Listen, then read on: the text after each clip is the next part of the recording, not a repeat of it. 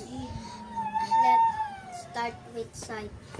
I can see objects that is small, large, and medium. It's circle, square, and cylinder. Second is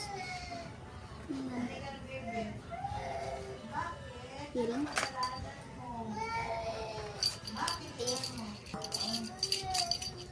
This sounds like ring school, and the hearing is clear. Next, third is smell.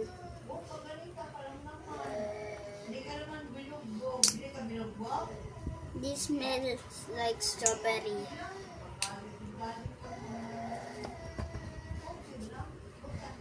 Fourth is taste. This tastes sweet. Fifth is touch. This is smooth. This toy is soft.